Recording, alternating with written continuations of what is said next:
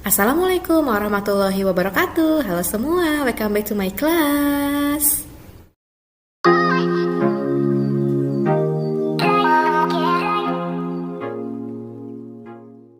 Oke, hari ini kita sudah berganti buku, yaitu ke buku baru tema 4G, Indahnya Keragaman Negeriku. Sudah siap dengan buku barunya? Kita mulai dengan materi gaya. Bisa dibuka bukunya halaman 9. Tujuan pembelajaran kita hari ini adalah agar kalian mengetahui pengertian gaya, mengetahui macam-macam gaya, mengetahui listrik statis dan listrik dinamis, dan mengetahui cara kerja alat elektronik. Gaya, apa itu gaya? Ada yang tahu? Gaya adalah dorongan atau tarikan yang bekerja pada benda. Itu adalah gaya. Masih bingung? Ayo kita lihat gambar selanjutnya. Nah, ini contohnya. Apakah kalian pernah mendorong meja? Atau menarik meja? Meja yang asalnya diam, lalu kita dorong, meja akan bergerak. Meja juga yang sedang diam, lalu kita tarik, meja pun akan bergerak. Nah, mendorong meja ini namanya gaya dorong. Kalau menarik meja berarti gaya tarik. Ketika kita mendorong atau menarik suatu benda, maka dapat dikatakan kita sedang melakukan gaya. Selain memiliki besaran atau ukuran, gaya juga memiliki arah. Misalnya, jika kamu mendorong kursi ke arah depan, maka kursi akan bergerak ke arah depan. Jika kamu mendorong kursi ke kanan, maka kursi akan ke kanan. Jika kamu mendorong kursi ke kiri, maka kursi pun akan ke kiri. Semakin besar gaya yang diperlukan, semakin besar tenaga yang kita butuhkan.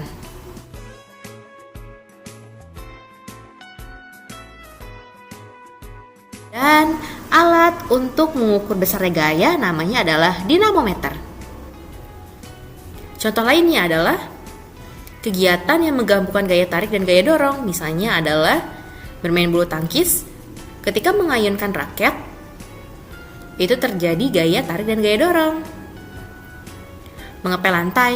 Siapa yang pernah mengepel lantai? Ini juga memerlukan gaya tarik dan gaya dorong. Membuka dan menutup laci juga menggunakan gaya tarik dan gaya dorong. Kegiatan apa lagi ya yang memerlukan gaya tarik dan gaya dorong? Lalu ada macam-macam gaya. Gaya dibagi menjadi dua, yaitu gaya kontak dan non-kontak. Sekarang kita bahas dulu yang gaya kontak. Apa itu gaya kontak? Gaya kontak adalah dorongan atau tarikan yang berhubungan langsung dengan benda atau terkena sentuhan. Contoh gaya kontak misalnya adalah gaya otot. Manusia menggunakan gaya otot untuk mendorong kendaraan atau mengambil air dari sumur. Manusia juga menggunakan gaya otot hewan untuk melakukan pekerjaan. Misalnya, manusia menggunakan otot kerbau, sapi atau kuda untuk menarik gerobak yang berat. Lalu ada gaya pegas. Gaya pegas adalah gaya yang ditimbulkan atau dihasilkan oleh pegas atau benda yang lentur yang mengalami perenggangan, misalnya seperti per, busur panah, dan karet. Lalu ada gaya gesek. Gaya gesek adalah gaya yang timbul akibat pergerakan benda-benda yang bersentuhan dengan arah berlawanan, misalnya rem pada sepeda atau rem pada motor dan mobil. Ini dapat menghambat gerak benda.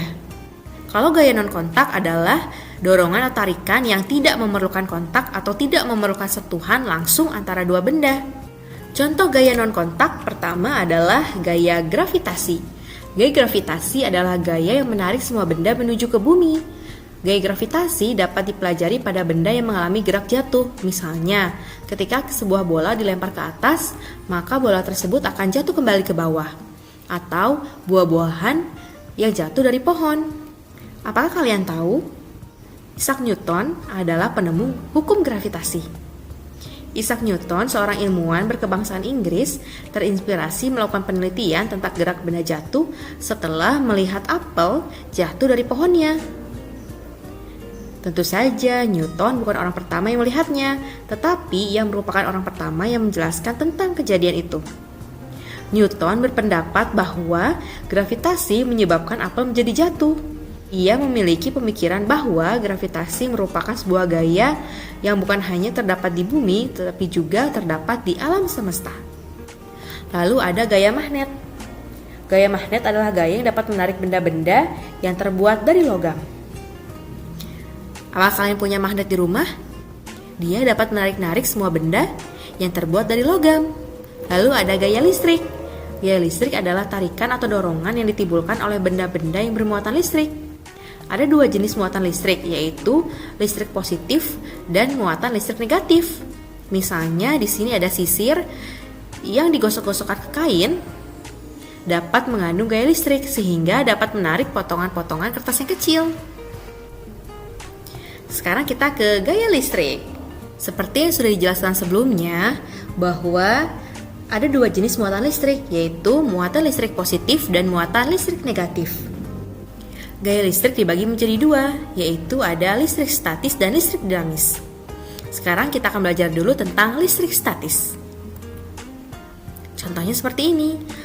Listrik statis adalah listrik yang tidak mengalir dan perpindahan arusnya terbatas atau bersifat sementara. Setiap benda mempunyai dua muatan, yaitu muatan positif dan muatan negatif dalam jumlah yang sama. Saat balon dan penggaris plastik digosok-gosokkan pada kain kering, secara searah, muatan negatif dari kain akan berpindah ke balon atau penggaris. Akibatnya, balon atau penggaris kelebihan muatan negatif. Ketika balon bermuatan negatif didekatkan pada potongan-potongan kertas, muatan negatif pada kertas akan menjauhi balon. Sisi kertas yang dekat balon menjadi bermuatan positif, sehingga potongan-potongan kertas akan tertarik oleh balon. Peristiwa tarik-menarik antara balon atau penggaris dengan potongan kertas menunjukkan keberadaan listrik statis. Muatan listrik pada peristiwa tersebut dalam keadaan diam atau tidak mengalir. Berbeda dengan listrik dinamis. Listrik yang dapat mengalir. Listrik yang dapat mengalir dari sumber listrik atau stop kontak ke lampu atau bohlam melalui steker. Coba perhatikan gambar ini ya. Lampu dapat menyala karena terdapat aliran listrik atau arus listrik dari sumber listrik yaitu baterai melalui kabel kecil ke arah lampu atau bohlam. Kemudian aliran listrik kembali ke baterai. Arus listrik ini mengalir dari kutub positif ke kutub negatif. Jadi begitu ya perbedaannya. Kalau listrik statis itu dia tidak mengalir dan hanya bersifat sementara. Kalau listrik dinamis dia sifatnya mengalir. Nah, sekarang kita lihat cara kerja alat elektronik yang menggunakan listrik. Ada apa saja ya? Kalian pasti tahu alat-alat ini karena biasanya alat-alat ini banyak dijumpai di rumah-rumah, termasuk rumah kalian. Setrika listrik. Perubahan energinya adalah dari listrik menjadi panas.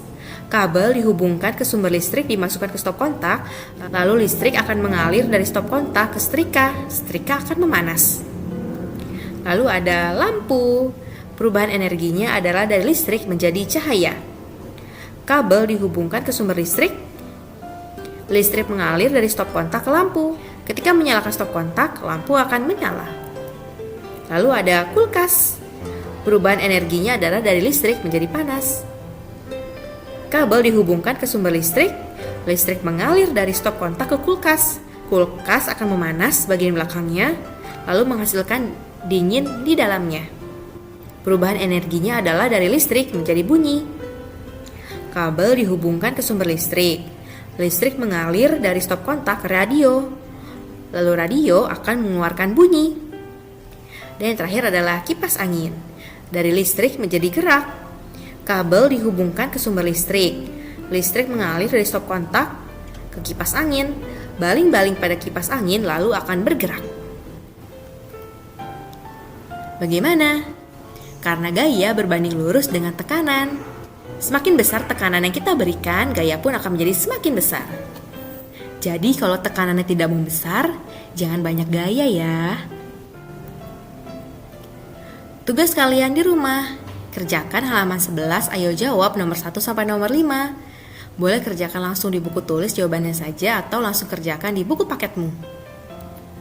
Terima kasih sudah menonton video ini, sampai jumpa di video selanjutnya. Wassalamualaikum warahmatullahi wabarakatuh. Bye.